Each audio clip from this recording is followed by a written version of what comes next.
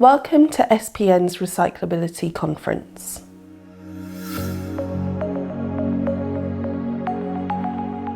I'd like to introduce Chris Fiander from Westpak. He will be speaking about the role of recycling against the backdrop of the current cultural phenomenon. Hi, I'm Chris Fiander, Marketing Manager at Westpak.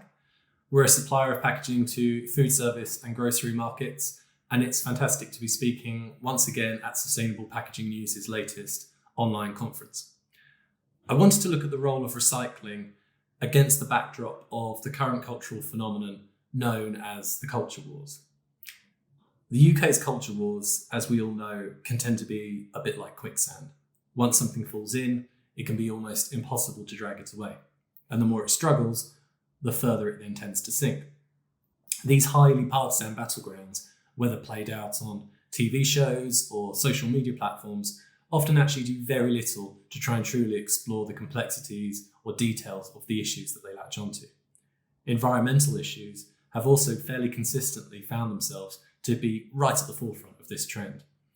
Arguments around net zero targets, environmental protests, as well as legislation and policy changes have all been pulled into this media frenzy. But somehow, recycling does seem to be different. For now, at least, we could say that recycling really has no enemies. So why is this the case? And crucially, will it continue to be so? Well, firstly, recycling has been part of the fabric of our lives for longer than we might initially think. Recycling in the UK became commonplace all the way back in the 1960s through incentivised glass bottle recycling, before the first dedicated recycling bottle bank became available a decade later in the 70s. 20 years ago, the Household Waste Recycling Act was also passed. This was a really vital major piece of legislation which sought to provide every household in the UK with separate collections of recyclable materials. Since then, consumers have seen impressive, purpose-built household waste recycling centres and an increasingly refined processing and collection of their recyclable household waste. Now, going hand in hand with the longevity of these recycling systems in the UK is the vast scale of pre-existing infrastructure that continues to reliably and routinely operate as part of our day-to-day lives. The key consideration here is that there are really no major new battles to be won or lost in line with public opinion around drastic lifestyle change in the name of recycling. Instead, improvements in recycling uptake and infrastructure tend to be more incremental, building upon an already well-established groundwork. As such, further additional steps to boost recycling are far less likely to be flagged as disruptive or controversial. For example, not many people are likely to be outraged over UK supermarkets recently switching to non-coloured plastic milk top lids to aid the recycling process. Many people would simply wonder why such easy, quick wins weren't actually rolled out years ago. Similarly, there aren't really any major new infrastructure or policy proposals that would actually directly work against established recycling systems. Instead, the biggest enemy to recycling systems seems to more centre around cases of consumer apathy, rather than actual policy and legal frameworks. So is recycling in the UK just simply too seamlessly integrated and even sacrosanct to be dragged into this high drama mudslinging debates? Well, that could depend on a couple of factors. Firstly, and perhaps slightly ironically, that could come from considerations from elsewhere in broader sustainability debates.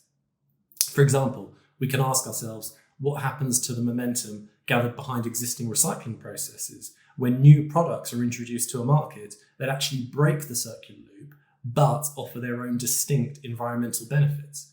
For example, is it better for the environment to process the energy required to continuously recycle plastic packaging as many times as we can? Or is it more environmentally beneficial for consumers to purchase limited use items made from more renewable sources, often paper-based, that could then be composted after use? When we dive into the details of a product's true carbon footprint in this way, we realise it very quickly becomes extremely complex. Secondly, we need to think about our ambitions for recycling as part of our long-term future. Now, currently, England's recycling rate is actually still behind levels prior to the coronavirus pandemic. If we're worried about consumer recycling starting to plateau, then would additional incentives actually be required here?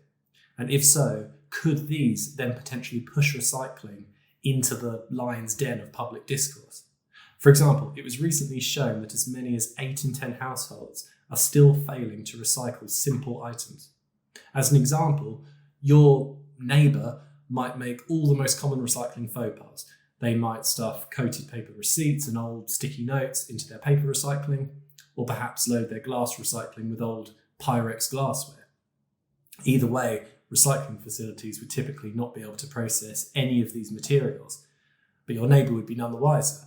They'd be destined to keep repeating these mistakes and clogging up the recycling system. But hypothetically, what if recycling systems became a lot stricter? What if fines were given for material sorting mistakes? Or if recycling vehicles refused to empty bins that were filled with items easily identifiable as being completely incompatible? Would our recycling services then find themselves centre stage for heated public debates on social media or TV? The future of recycling might then need to choose one of two main paths. One offers gradual refinement, avoiding widespread disruption, and largely staying under the radar of potentially vicious debate. The other option might actually require recycling to roll its sleeves up, push a bit harder for larger, more significant improvements, and be willing to ruffle a few more feathers along the way. Now, plans for the rollout of the UK's deposit return scheme could also highlight an interesting mid-ground here. This scheme would see consumers pay a small deposit on a drink purchased in a single-use container, such as a conventional can or plastic bottle. Consumers would then be able to get this deposit back once they return the packaging at one of the established processing points. For the consumer at the point of sale, the incentive could be seen as almost a Schrodinger's cat, in terms of being seen as a carrot or a stick incentive. Consumers could see the incentive as a potential financial penalisation or an opportunity for reward and compensation, but based on their future actions. The scheme has experienced several delays in its rollout, and so far at least, the biggest bite back actually seems to be coming from retailers rather than consumers. This is due to a range of complex factors, but namely including the cost required for infrastructural and machinery requirements, as well as the scheme's timing in relation to pressures around inflation and pricing in supermarkets. Is there potential, though, for an even easier boost to recycling rates? One that does not need to rely on rewards and incentives or penalisation? Well, some consumers will inevitably be apathetic, but many might be failing to process their recycling properly simply due to a lack of knowledge. The study I mentioned earlier, in which many households were failing to recycle simple items, was largely attributed to people being unclear on basic recycling requirements, with this being quite separate to a sense of apathy or even resentment. The research, which was conducted by Robinsons, found that 42% of respondents feel that there are many misconceptions and myths around recycling, and 55% claim to still be very unclear about which items can or cannot be collected. I think this highlights an enormous area of potential, that recycling uptake could be vastly improved simply through much clearer information and public awareness campaigns. And of course, what about the role in packaging in all of this? Well, we've already mentioned easy, quick wins that can suddenly be rolled out. But can packaging design easily go further than this? Could, for example, much clearer, larger recycling instructions provide an easy push for consumers to help us go beyond our current recycling plateau? Could packaging design make it easier for consumers to separate recyclable and non-recyclable packaging components?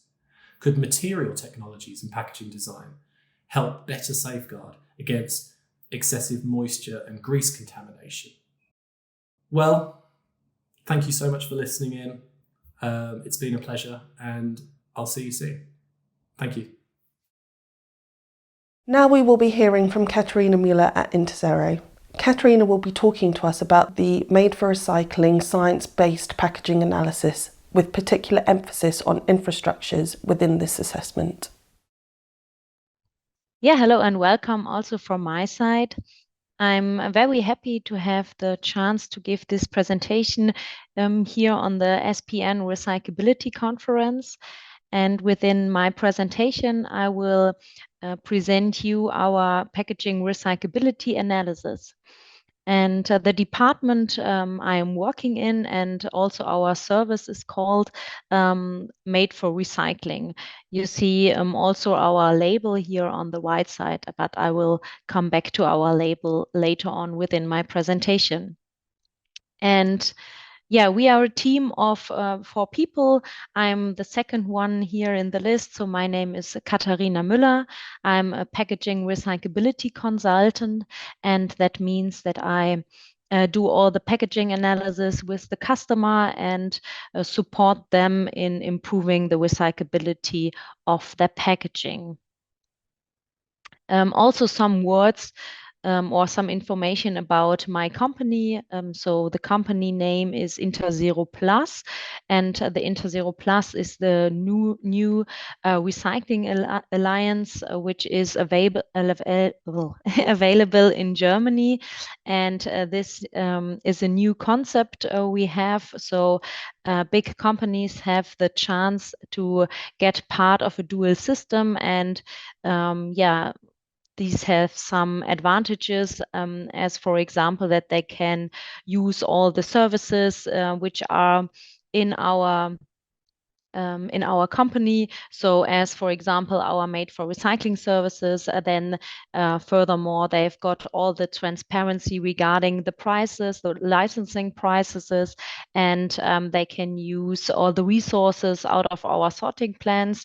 And this is another interesting fact about our company, that we've got 5 sorting plants. So we are the largest sorter of lightweight packaging in Germany, and we use the PP and the PE out of our sorting plants to produce our own recyclates. So we are a manufacturer of recycled plastics, and furthermore, another interesting fact is that we've got an own center, competence center for recycled plastics in Maribor in Slovenia. And here on the next slide, you see some pictures out of our lab. And this lab has an international lab accreditation, which is just showing the high quality of our lab, and also from our analysis, because we are doing all the analysis here in our lab. So when you do a plastic analysis, or when you have a plastic packaging and wants to find out the recyclability, this is landing here in our lab, where we do all the tests. This we are doing on the one hand, and on the other hand, we are finding new or we are creating new recipes for our recyclates. And here on this slide, you see all the methods we are using to test the recyclability of a plastic packaging. So what is special about our assessment is that we do not or that it's not based just on the specification. So we always need samples of your packaging to test the recyclability. So for us, the real recyclability is the goal which we want to find out, and not just the theoretical recyclability. And therefore, we are also doing tests like an NIR scan, so to find out the sortability of a packaging. And here we are doing 10 runs and find out how good the packaging can be sorted, and if it can be sorted to the correct fraction. And then, as I have said, you do not need to send us the specification.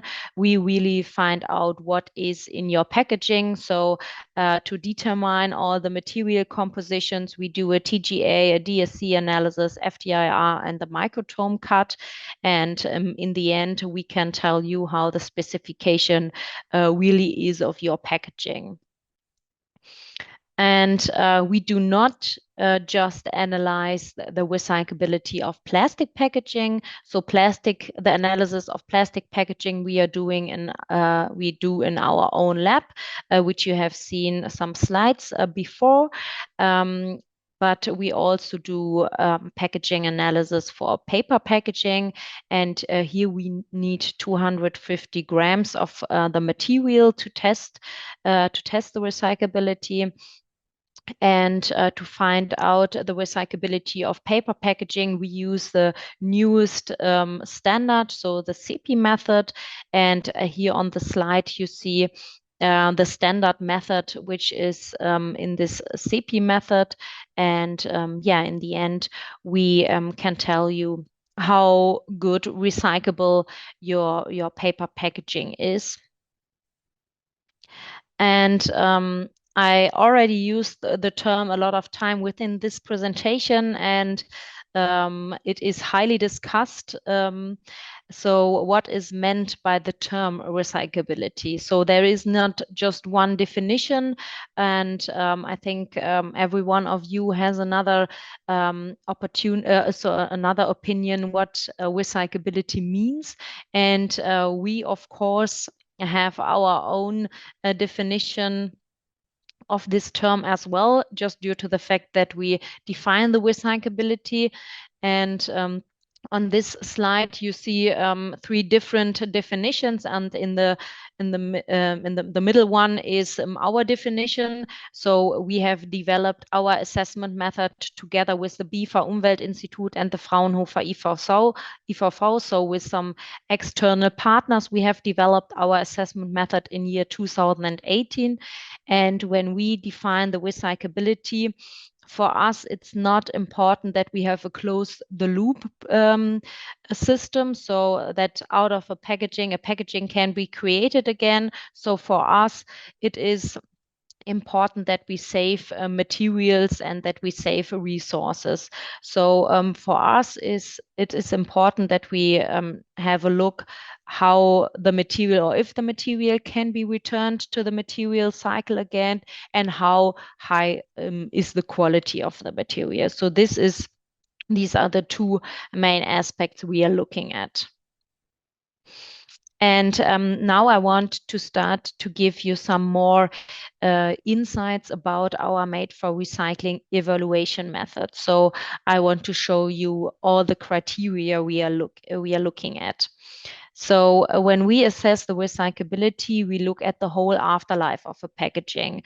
And as I said, for us, the real recyclability is important. So of course, the infrastructure is relevant for us. And this process starts by the end consumer, so by the collection. And here we look at the packaging and define if it is intuitive for the end consumer to dispose the packaging into the correct collection system. So, for example, when we have got a packaging which is a composite made out of paper and plastic, it can be the case that it is difficult for the end consumer to decide where to dispose the packaging. And here we look at the packaging if there are, for example, some explanations where to dispose the packaging, then this is rated a little, then the packaging is rated a little bit better. The second level in the afterlife is the sorting. So, for example, when we've got a plastic packaging, the next level is the sorting plant. And as I have said, we have got an NIR scanner, which is used on many sorting plants within Europe to sort plastic packaging and also paper, composites, or Tetra Paks to the correct fraction. And here we test the sortability. So if, for example, a big label is hindering the packaging to be sorted correctly, and furthermore, we check the size of the packaging. So, for example, when we've got a very small packaging, so small means smaller than 2 centimeters, then it can be the case that it's it can be sorted just very difficult because we've got air nozzles when we have got NIR scanners, and these air nozzles are every 2 centimeters. And when a packaging is smaller than 2 centimeters, it can be the case that it's just between these between two air nozzles and can't be sorted. Then the last step in this afterlife process is the processing, so the recycling step. And in this last level, we've got 3 criteria we look at. So the first one is that we check if there is some recycling route, some existing recycling route for this material. So for example, when we've got a PP packaging or a PE packaging, then it is in most countries the case that we've got a recycling infrastructure available, so that there is a recycler who takes this material and produce recyclates out of it. We've got other materials where it is a little bit more difficult. So for example, for PLA material, there aren't a lot of recyclers which recycle the material. So there is no existing recycling route. And the 2 other criteria we look at here in this last level is that if we have some components which can be separated and not recycled, or if we have some contaminations which are going into the recyclates. So for example, some barriers or some colors, which are just lowering the quality of the recyclate. Here you see our scoring model. So when we assess the recyclability, you can collect points from 0 to 20, and from 0 non-recyclable to a very good recyclable. And here you can collect the points in each level. So as I've said, in the collection, we've got 1 criteria. We look at in the sorting level, we've got 2 criteria, so the minimum size and the ability to be sorted. Then the last one is the most important one with 3 criteria. And then in total, you can receive 20 points. And when you receive by minimum 18 points, you can print our made for recycling logo on the packaging. And this is for the end consumer, that he can decide in a supermarket to buy recyclable packaging. Here you see our seal a little bit bigger. So our customer use it on the pack, on the website, online, print media, and in social media. So this is used a lot of time, and it can be used for free when you reach by minimum 18 points. And then another thing our customer receive after the analysis is the certificate. So the certificate is a 1-pager, and here all the result is written down, and this can also be used on the website or in print media and on social media. And beside this certificate, of course, our customers receive a full report where all the results are written down in much more details, and this is like a summary of the result. And for us, the real recyclability is relevant, and we started in year 2018 with our assessment method. And our assessment method is based on the German infrastructure, so how here packaging are collected, sorted, and recycled. And due to the fact that we have got many international customers from other countries, or even German customers which are transport their packaging or their products into other countries. Also, the recyclability in other countries is relevant. And here we check the recycling infrastructure in all these countries. So how the collection, the sorting, and the recycling looks like. And since 2 years, our customers can also book these international packages. So we've got an Europe analysis and the global analysis. In the Europe analysis, here we have got 15 countries where you receive the recyclability information for, and in our global assessment, you receive for 20 countries the recyclability of your packaging. And here you see some other customers of made for recycling. So on the one hand, we have got the packaging manufacturers, which you can see here on the left side, which are bringing up new sustainable packagings. On the right side, we have got our brands, which are also our customers, and these brands are looking for all these sustainable solutions, and we are bringing them together, and therefore we are here in the middle. And yeah, last but not least, here you see my contact details, and I hope that you enjoyed my presentation, and that you, if you have any question about our assessment method, I would really love to receive a message from you and to get in touch. Thanks for your attention. Moving on to our next speaker, David Katz from Plastic Bank. He has put together a video about revealing the value in plastic waste. Imagine a world not without packaging, not without plastic, but without waste.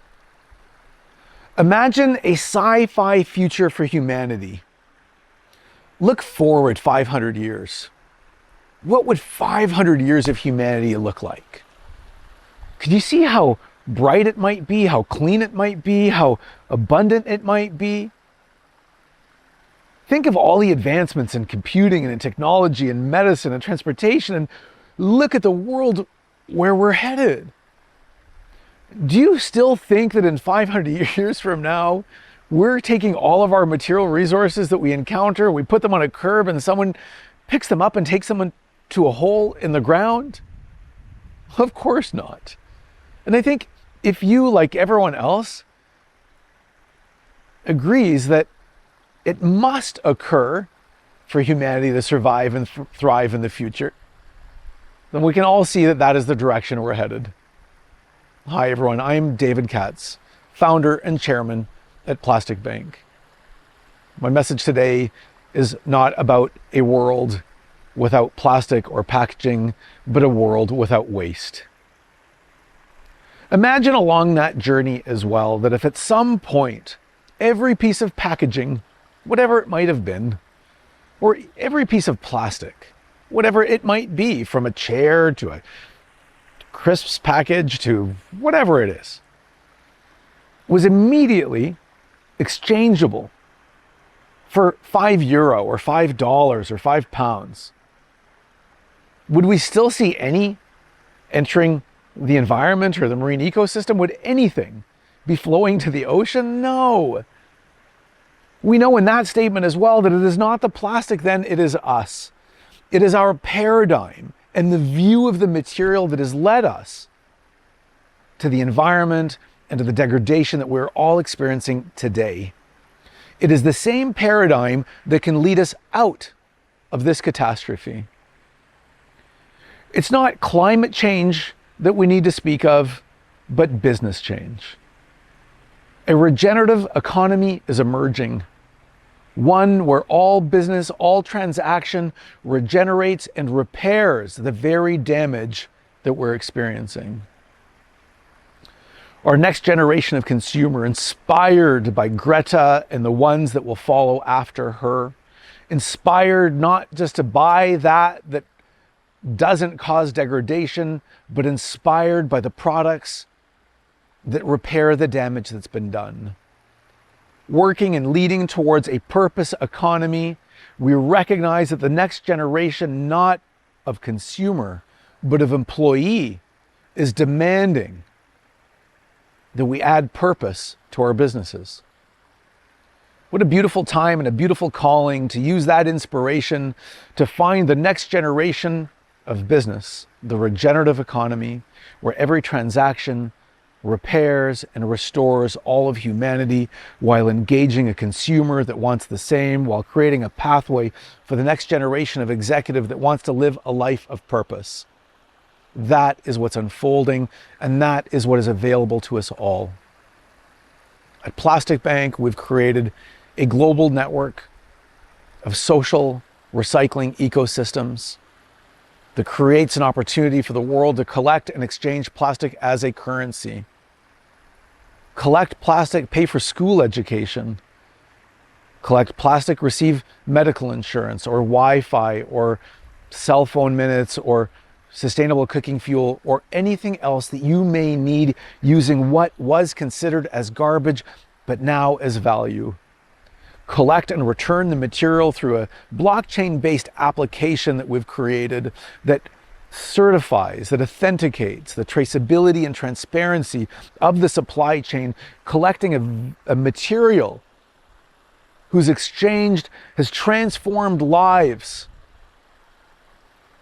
And we provide the space for that material to be returned as social plastic as a feedstock to manufacturers who want to stand on the right side of history. An ecosystem that works in vulnerable coastal communities, preventing the flow of ocean plastic, providing a space for humanity to lift itself while creating an engagement for society, an engagement for the consumer, an engagement for the employee. You see, I've painted not just a picture for you, but a reality. A picture of a world without waste and a reality that exists today, not 500 years in the future. We've begun the very essence of what is required for humanity. All material, all resources return to manufacturing. And it's available now. The best time to plant a 30-foot oak tree may have been 20 years ago. The second best time is today. Join us. Join a social recycling movement, a new thinking, a renaissance, and choose to be one of those companies standing on the right side of history. Thank you.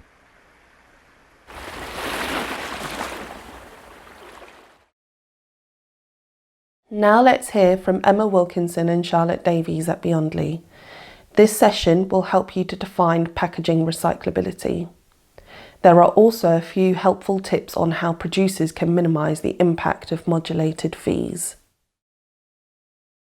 Hello and welcome to today's 10-minute slot on packaging recyclability under extended producer responsibility.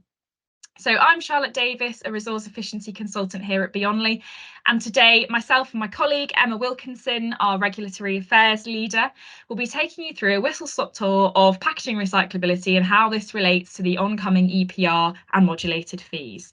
So over to Emma to kick us off. Thanks, Charlotte. So what actually is extended producer responsibility? So we often refer to this as EPR. And it is an environmental policy approach that can be used.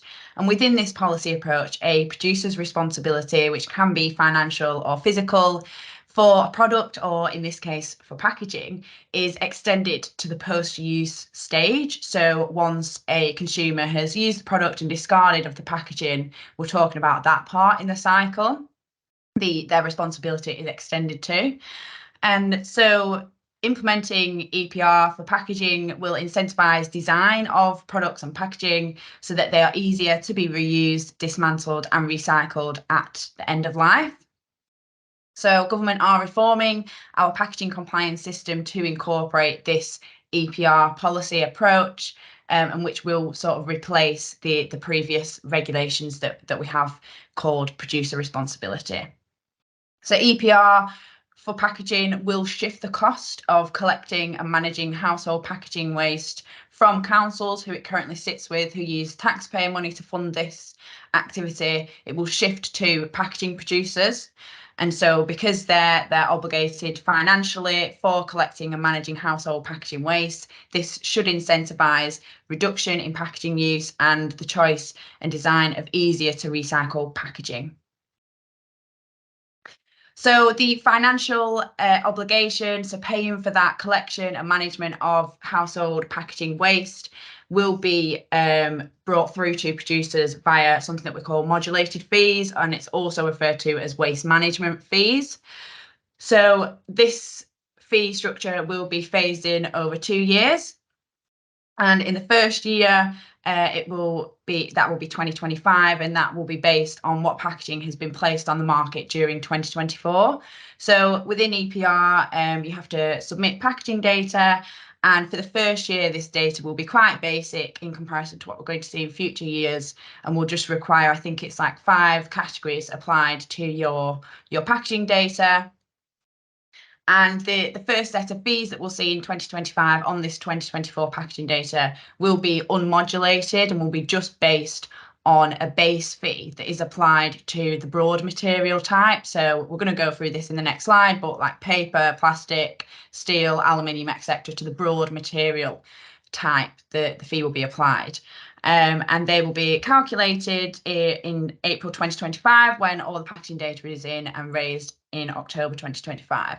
Then in the second year, in 2026, which the fees in 2026, which will be based on your 2025 packaging data, the data will be in more extended format, so you will be required to submit more granular data on your packaging that you've placed on the market to incorporate things such as any recycling enablers or recycling disruptors, such as if it's carbon black colouring or if it's got any metal components in there that would need to be hand separated.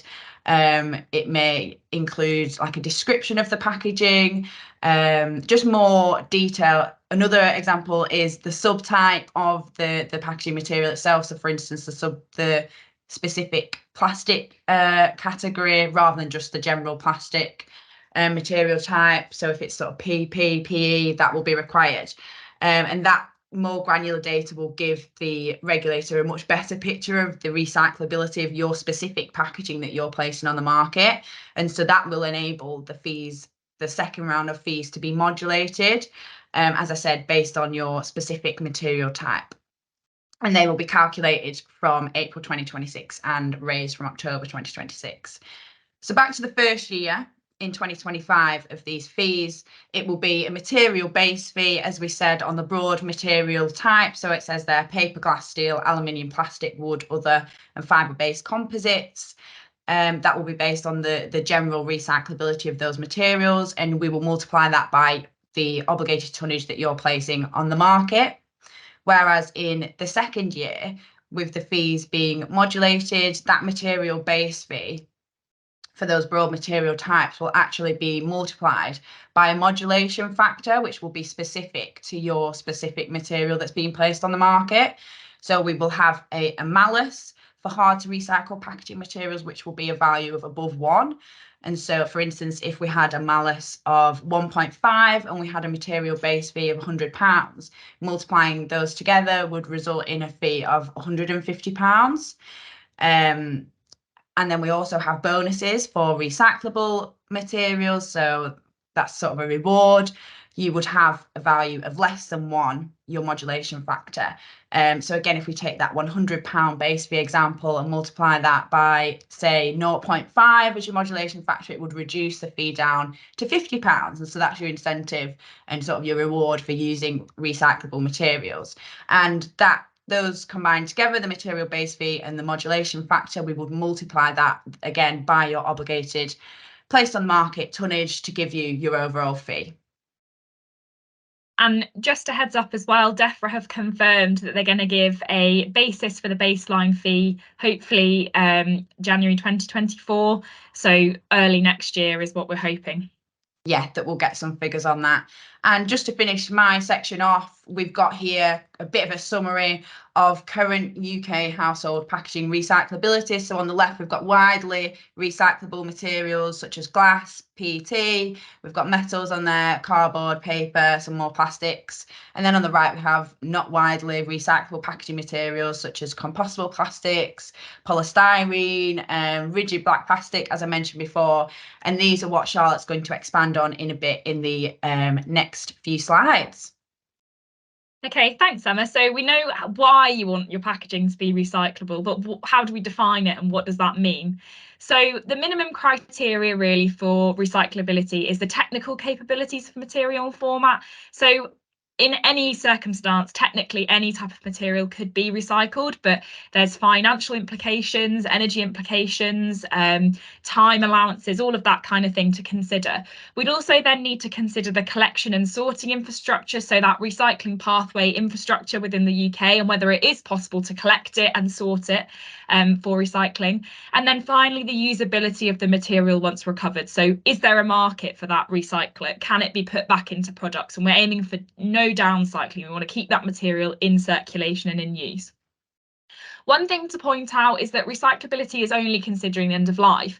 And as a resource efficiency consultant, we like to look at all other aspects, a more rounded view, so carbon footprints, the manufacturing impact, and perhaps the packaging weight during transportation and the emissions associated with that. So although we're talking about recyclability quite heavily today, also remember to consider all of those other criteria.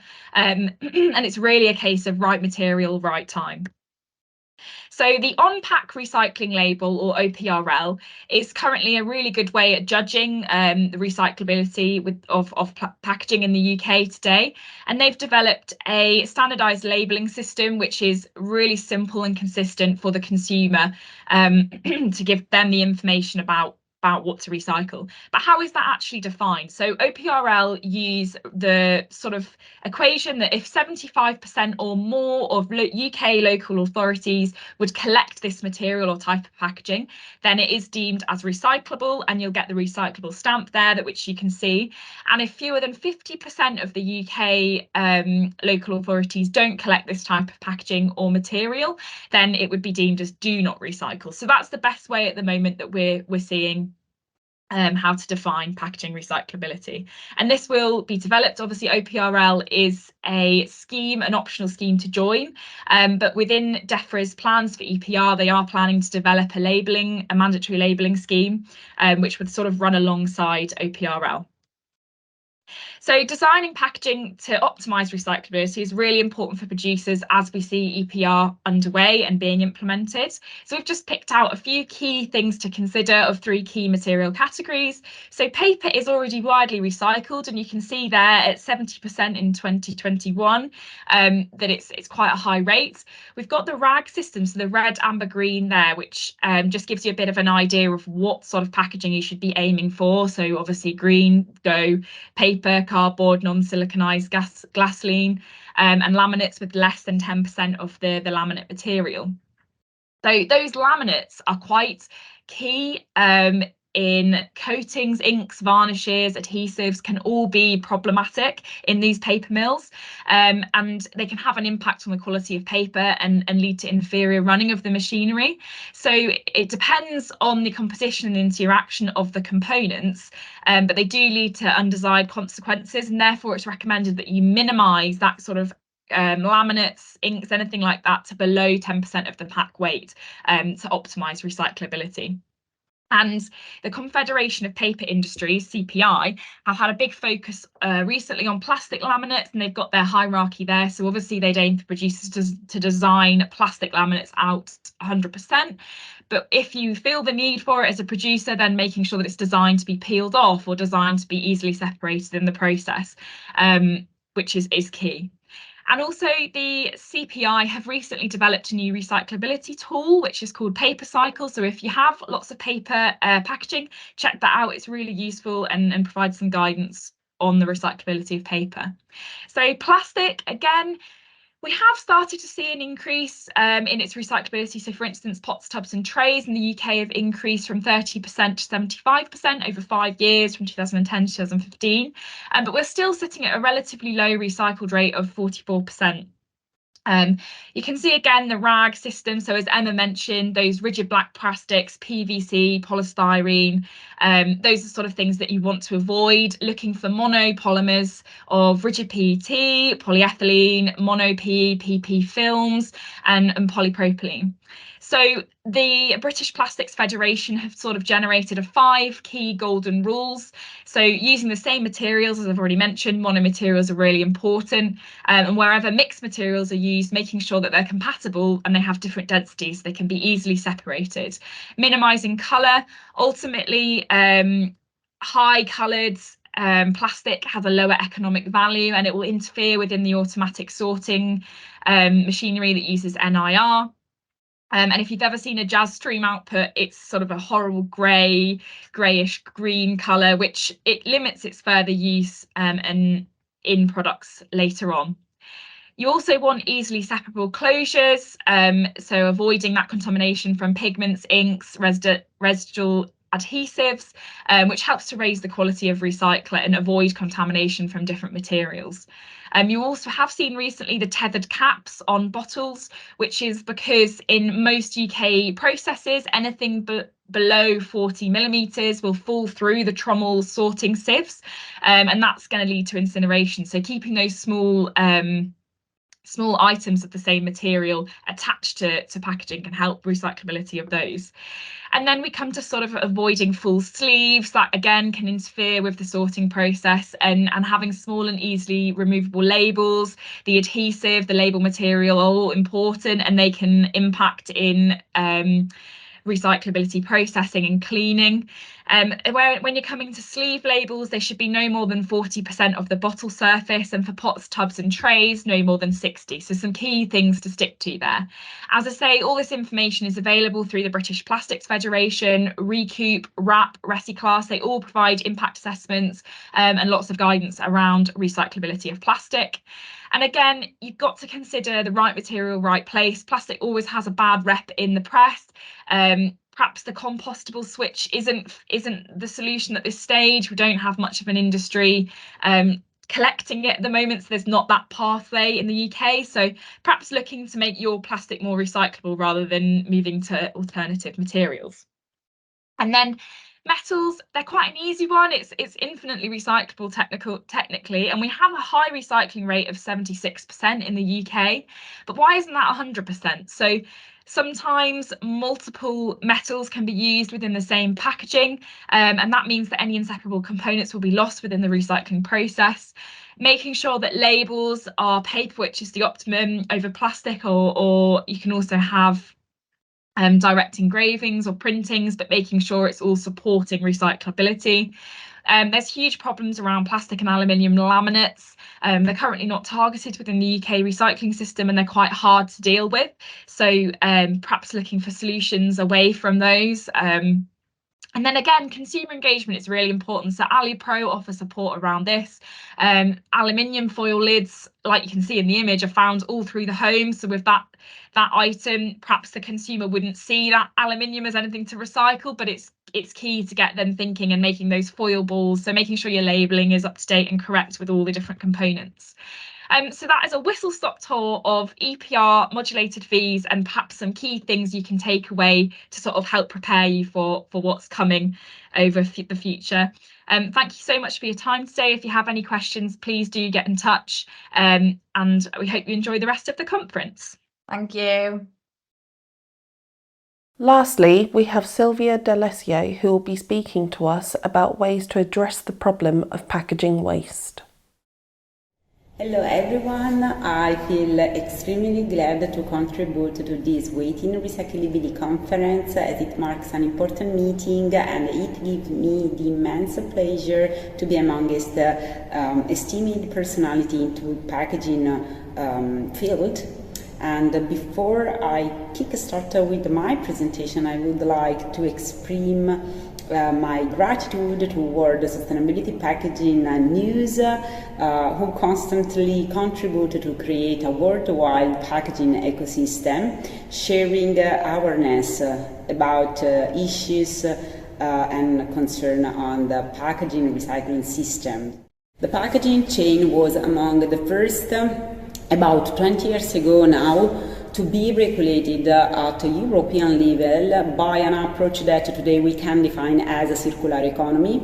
Intending to provide further insight into this matter, I will be talking about the main action, the issue of packaging waste. I'm Silvia D'Alesio, Food and Packaging Advisor, working on several research projects and scientific direction into food tech and digital food ecosystem. as well teaching environmental packaging, design for future and brand strategy in university and academy in Italy. Welcome to my presentation, hoping you will enjoy it and get this further insight and inspiration for your work. In today's presentation, I'm going to cover 3 points. The introduction of the European regulation on the packaging and packaging waste, focus on demands for extending producer responsibility and establishing a regulatory framework for managing packaging waste. Then I will move on the crucial role of design of packaging that improve recyclability capacity of the packaging, and I will demonstrate just a few cases about new models. And finally, I will conclude speaking about how digital tools improve packaging innovation and waste management. Well, I would like to start with contextualizing the management system of packaging waste at the European level, because European strategy propose measures to improve recyclability in each step of it, such as collection, sorting, recycling, and use of new recycled material. Moreover, for plastic.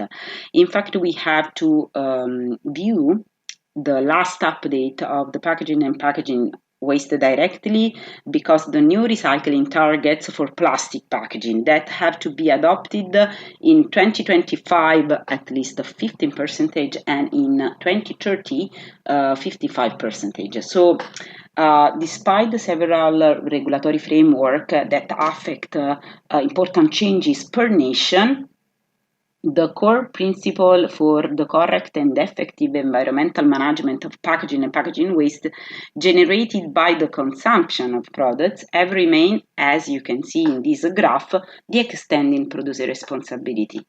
So in this graph, I apologize because some words are in Italian, but it's simple to understand that the producer is responsible for achieving the final recycling target.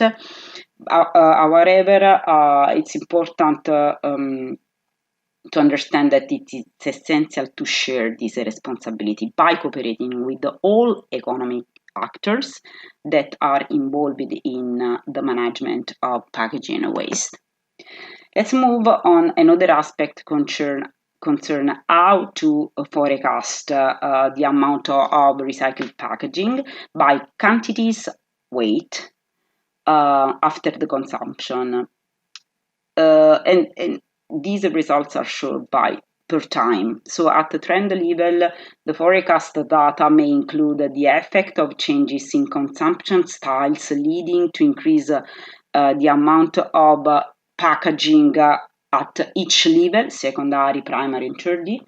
The transportation packaging due to the growth of, for instance, e-commerce or home delivery, as well as changes in the packaging mix of material used by brand owner. Another data that definitely affect measures such as this one for the forecast of recycled packaging per year is the reduction in progressive the decline in average packaging waste due to technological limitations. So in this sense, I would like just to give you an example of the reduction in average thickness, both of metal and glass packaging, or the increased introduction of recycled material in production inputs that lead an increase in average weights, as in the case of a bottle made by recyclable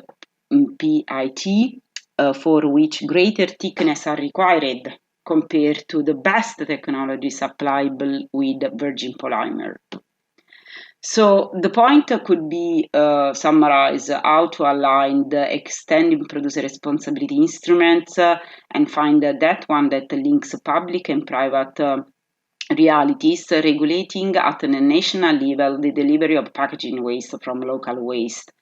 And so definitely this is a challenge at the country's municipality level, and it needs to be optimized because the cost of collecting packaging waste and all processes like separating or recycle and That's why I will conclude my first point.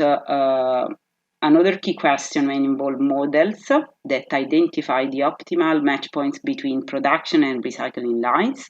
Moreover, the involvement of actors should consider all the principles of extending producer recyclability, who is involved in both the supply and recycle chain. So the challenge here is surely to offer tailor-made solution for each companies or municipality. About that, here are some innovative examples. On one hand, you can see new systems that replace packaging disposal with products that are reusable. On the other hand, you can see the development of new products from material derived from urban plastic waste management. In this case, this case is from Italy, and the key point is how to collect by small local realities into a city. Plastic, in this case, was plastic. On the other hand, the deposit-free reusable packaging system, both models are more or less similar, but it's the first one, Vital, is by the UK, and Recycle Italian is, of course, from Italy. Lastly, the last case that I would like to show you in terms of what could be kind of a solution at the identification of actors in terms of extending producer responsibility is also working on the new materials that replace plastic using bio-derived products, most of which are recyclable or compostable or both. And this is an example by a Wageningen University on flexible paper-based packaging with water-based coating. So kind of a brief snapshot about solutions that are scouting in this time. Moving on the next point, talking about how can the redesign of a product make plastic packaging more sustainable for the environment. And in this sense, we can define eco-design, such product redesign. The product is rethinking a product and created differently from how it was originally. So the purpose of redesign is both waste and waste reduction. And in this sense, redesign is referred to eco-design. And eco-design could be applied for various types of products. In packaging sector, is generally achieved through three main different actions. Such as practice, material, and also communication. So started with the practice, we can summarize main practice such as the lighting of the packaging sees all those elements considered useless from a function point of view and are eliminated. You have two kinds of elimination, direct and indirect. Then the recycle, so another key practice. The packaging is made by materials that can be recycled or with recycled materials. And at the end, the reuse, so the product and packaging are redesigned in such a way that the packaging can be reused by the consumer until it is completely worn out. Here an example about aseptic carton. So you have in figure 1 the typical structure. So it's a low density polyethylene outer layer that provides a moisture barrier and protects the printing ink layer applied to the paperboard and enable the packaging flaps to be sealed. And on the other hand, you have an innovation in terms of how to reduce the thickness of this material. And the plantain-based materials used in the cap and packaging are derived from sugarcane. This is the Tetra Pak brick, the new Tetra Pak brick. But moreover, the packaging is slimmer, taller profile, is not, you can also continue to have the same effect on the packaging. On the consumer. So this is an example about how we can work by existing solution and just working on the thickness of each components of the packaging. Here, proposal by students of packaging design in the NABA. And they propose a solution for eco-packaging for e-commerce, touching all trends such as the unboxing experience, because the packaging is the first contact, and into the case of e-commerce, also the aspect that have to be considered are the use of eco-friendly materials that protect the environment and the products, and the reduce of space, since the space, the packed air. So this is an example of a new solution that that reduce the materials waste and pollution caused by transporting and by students. Lastly, to properly design an eco packaging, you have to communicate the relevance of eco label, because the consumer drive environmental movement take place today is due to the greater awareness of environmental issues, and consumer become more aware of the environmental impact caused by the products they buy. And many companies are making changes to both their manner of production and marketing efforts in order to promote themselves. But it's still important to understand from the brand owner point of view what are the information that are required for single component packaging destined for the end user. And the following information you can see here in this slide could briefly be summarized. So definitely consumer have to know the packaging materials identification. I mean, they have to clearly understand the packaging materials and the guidelines for collection or separate. And this is maybe a big challenge because the different municipalities, you can see here the slide suggested by Conai in Italy, and about information that may be also voluntarily added to the environmental labels. And this could be a little bit difficult because voluntarily added environmental labels could be also confuse the end user. In fact, this is an example of a research project that would like to identify these visual components that additionally a brand owner could add to the eco label, but on the other hand could be also started to talking about greenwashing. So as the tools is the packaging, it's important to understand how environmental cues on products packaging influence consumer product perception.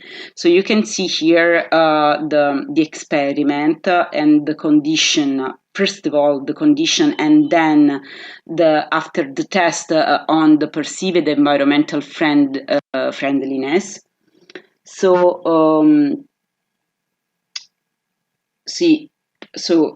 of course, how many elements could affect if you claim your green involvement, or if you just choose new material. Now we can conclude speaking about the relevance of digital tools to improve plastic waste collection. So we know that we toss so much packaging plastic that municipalities are struggling to come up with the most effective waste collection strategy to implement region-wide. And that is why it is important to optimize the infrastructure that affected the environmental impacts, moreover for plastic collection. So, example of specific digital technologies that are currently used and expected to have a major impact in the future regards the Internet of Things, cloud computing, artificial intelligence, and data analysis. And these tools show how it affects waste, quality, profitability, and sustainability, and the rest of the collection process. And in this sense, lots of improvements needs to be done in terms of optimization of the algorithms that help to find the most sustainable option for allocating resources, such as workforce or also instruments. So here an example, not just about the improvement through the digital detector for collecting waste, but also improvement how to use digital manufacturing to process the recycled plastic and develop new products. So the most important question is how much effort it takes to use in different way digital stuff. Thank you for listening. You are welcome to contact me for any kind of question, and definitely it will be my pleasure to in deep all aspects that I try to touch in this presentation. Here is my contact, and I will waiting for your reply or any question you have. Thank you. Thank you to everyone who has tuned in for our Recyclability Conference. For more news on sustainable packaging, please visit our website and follow us on social media.